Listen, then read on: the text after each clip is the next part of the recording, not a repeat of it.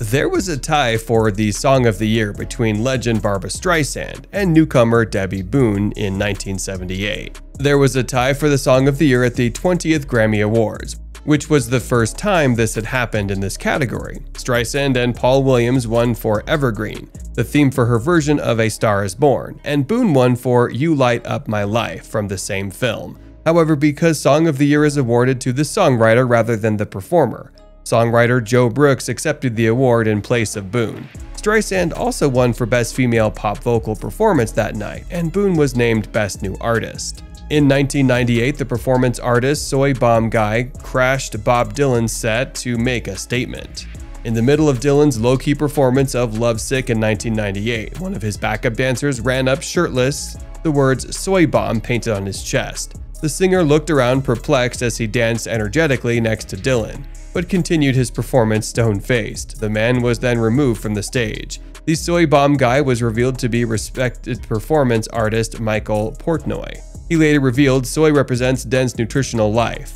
Bomb is obviously an explosive destructive force. So soy bomb is what I think art should be: dense, transformational, explosive life, as per Yahoo in 2012. Aretha Franklin gave an impromptu performance of her iconic song Nessun Dorma in Italian after Luciano Pavarotti called out sick at the 1998 ceremony. At the 1998 Grammys, the Queen of Soul surprised the audience and production crew with a surprise performance of Nessun Dorma. While the show was airing, producer Ken Elric was informed that opera singer Pavarotti, who was scheduled to perform, would not be attending because "my voice is bad," as Pavarotti put it.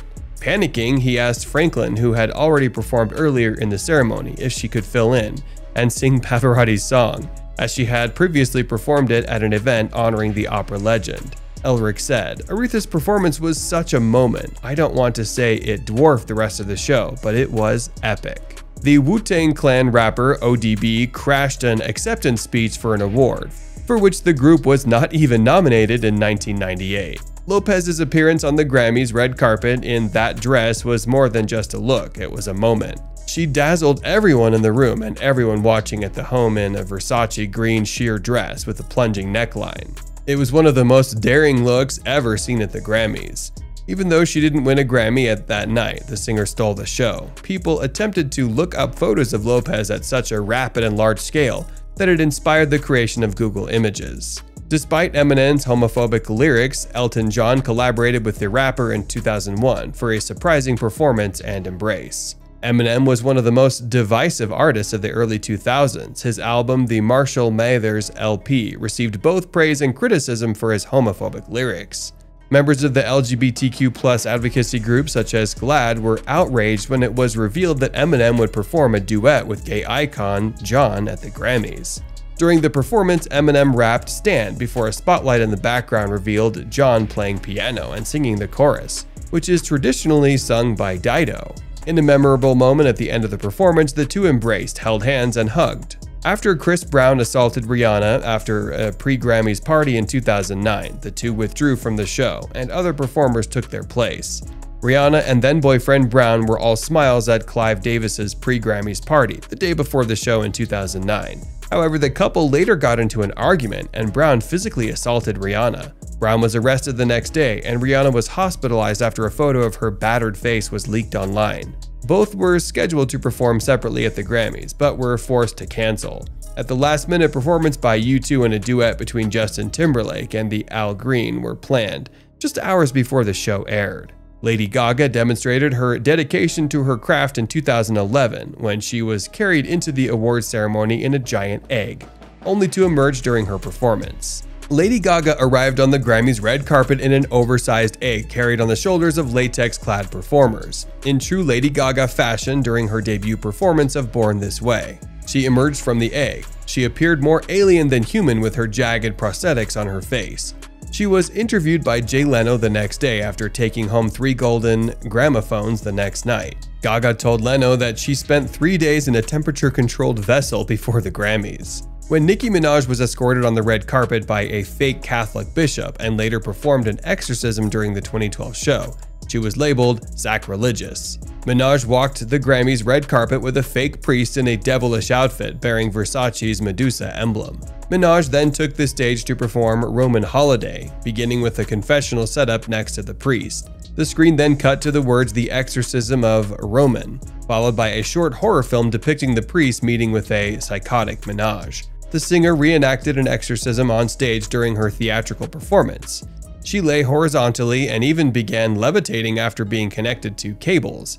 The Catholic League was outraged, and the singer and the Recording Academy were chastised. Minaj said at an event a few days later, "I don't know what's the big issue."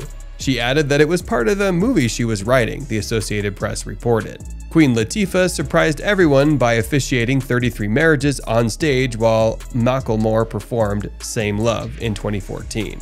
Same Love, Queen Latifah said of Macklemore and Ryan Lewis's performance of their same-sex anthem. "The song is a love song, not for some of us, but for all of us." In 2014, Latifah returned to the stage near the end of the song, and the audience erupted in applause as they realized what was going on. 33 gay and straight couples were lined up in the aisles ready to marry. Latifah was ordained as a minister, and the couple exchanged rings. When Latifah announced that they were married, a second wave of shock hit when Madonna appeared.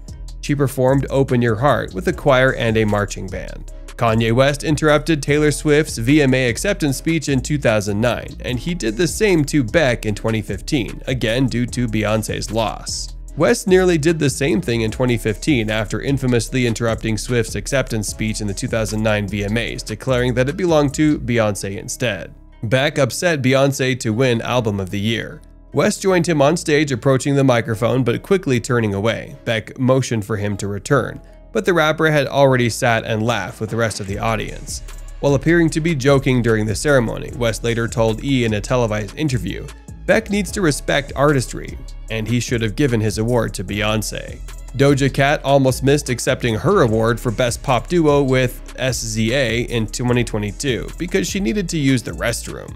Doja Cat was in the bathroom when it was announced that she and SZA had won the Best Pop Duo for their song "Kiss Me More." Doja Cat was out of breath when she walked onto stage. She claimed she had never used the restroom so quickly in my whole life, she continued. "Thank you everybody," while adjusting her dress, she said. "I really appreciate it."